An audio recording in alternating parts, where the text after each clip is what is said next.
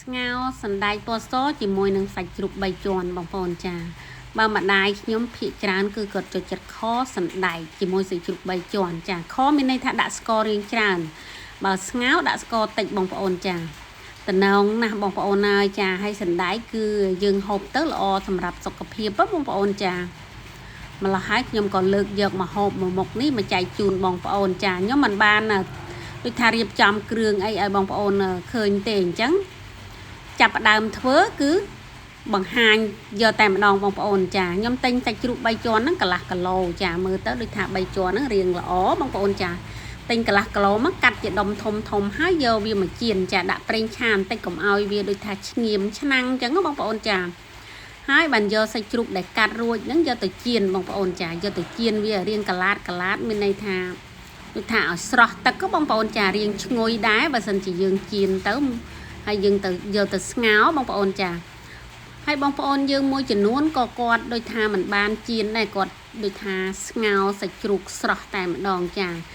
ខ្ញុំគិតថាគ្រួសារនីមួយការធ្វើម្ហូបរៀងខុសគ្នាតិចចាឥឡូវចាប់ផ្ដើមហាន់គល់ខ្ទឹមហ្នឹងដាក់បន្លែស្លឹកដាក់បន្លែចា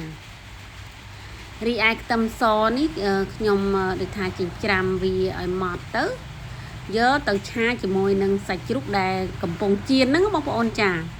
ដើម្បីឲ្យក្លិនសាច់ជ្រូកយើងវាដូចថារៀងឈ្ងុយបងប្អូនចាហើយចៀននេះប្រែចុះប្រែឡើងមើលតែរៀងពណ៌ត្នោតហើយយើងអាចដាក់គ្រឿងក្រៅបន្តមកទៀតបានណាបងប្អូនចាបើមិនតន់ពណ៌ត្នោតទេកុំអាលដាក់គ្រឿងក្រៅចាឥឡូវឃើញថាត្រឡប់ឡើងហ្នឹងពណ៌វាក៏រៀងត្នោតតិចខ្ញុំក៏ដាក់ខ្ទឹមសហ្នឹងចូលឆាជាមួយសាច់ជ្រូកនឹងយកតែម្ដងបងប្អូនខ្ញុំអត់បានលើកសាច់ជ្រូកចេញទេបងប្អូនចា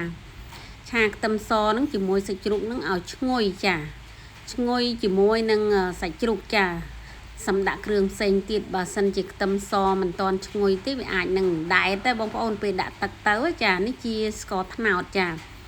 ខ្ញុំបញ្ជាក់ទៀតថាបើខប្រើស្កររៀងច្រើននេះខ្ញុំស្ងោរខ្ញុំដាក់ស្ករតិចចានេះជាខ្ទឹមសខ្ទឹមក្រហមខ្ញុំដូចថាខ្ញុំកិនណាបងប្អូនហើយបន្ទាប់មកថែមម្សៅស៊ុបប៊ីចេងអីចឹងណាបងប្អូនចាហើយនឹងប្រេងខ្យងចាមកហូបមួយមុខនេះបងប្អូនដាក់គ្រឿងសុំរងចាំសិនកុំអាដាក់អំបិលចាឥឡូវខ្ញុំដាក់ទឹកស៊ីអ៊ីវទឹកត្រីចាមុខតិចទៅហើយសាំភ្លក់មើលសិនបើសិនជារៀងសាបយើងដាក់អំបិលថែមតិចទៀតប៉ុន្តែបើថាដាក់ទៅរៀងប្រៃហើយយើងមិនបាច់ដាក់ទេនេះជាម្រេចទេណាបងប្អូនចាខ្ញុំដាក់ចូលនេះគឺម្រេចចាពេលដែលខ្ញុំស្ងោរសាច់ជ្រូក3ជាន់ជាមួយនឹងសណ្តែកភាគច្រើនគឺខ្ញុំចូលចិត្តដាក់ម្រេចឲ្យរៀងហឹរបន្តិចបងប្អូនចាហូបទៅប៉ះសណ្តែកប៉ះសាច់ជ្រូក3ជាន់ហ្នឹងធ្វើឲ្យដូចថាអត់តលន់ទេបងប្អូនចាឆ្ងាញ់តែម្ដងឥឡូវខ្ញុំចាក់ទឹកមកល្មមដែលខ្ញុំចូលចិត្តចាដូចថាល្មមបរិមាណដូចថាយើងប៉ាន់សាច់យើងបងប្អូនចាឥឡូវឃើញថាស្ងោរសាច់ជ្រូកខ្ញុំហ្នឹងដូចថារៀងពុះហើយចាពុះហើយខ្ញុំក៏ចាប់ផ្ដើមដូចថាដាក់សណ្តែកចូលបងប្អូនចាហើយសណ្តែកនេះខ្ញុំចង់ប្រាប់បងប្អូនថាខ្ញុំស្ងោរម្ដងរួចហើយពីព្រោះខ្ញុំយកធ្វើបង្អែមហើយនៅសល់ខ្ញុំក៏យកវាមកស្ងោរជាមួយសាច់ជ្រូក3ជាន់ហូបតែម្ដងទៅបងប្អូនហេតុនេះបានខ្ញុំអត់បានបង្ហាញគ្រឿងក្រៅអីច្រើនណាបងប្អូនចាហើយស្ងោរនេះមើលតាដូចថាសណ្តែកយើងនឹងវាផុយបើសិនបងប្អូនប្រើសណ្តែកអត់តន់ស្ងោរចាផុយហើយយើងដូចថាភ្លក់មើលបានណាបងប្អូនចាឥឡូវខ្ញុំចាប់ដើមរោយគល់ខ្ទឹមហើយកូរវាបន្តិចទៅចាឲ្យវាដូចថារៀងឈ្ងុយបងប្អូនចាហើយបន្ទាប់មក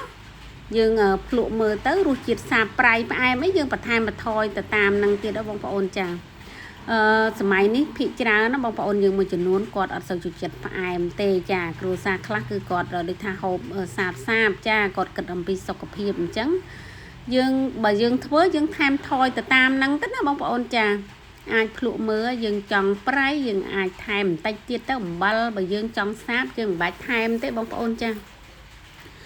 ខ្ញុំគិតថាគ្រួសារនីមួយការធ្វើម្ហូបហ្នឹងវារៀងខុសគ្នាតិចខ្លះចូលចិត្តសាបខ្លះចូលចិត្តប្រៃផ្អែមអីចឹងបងប្អូនចាឥ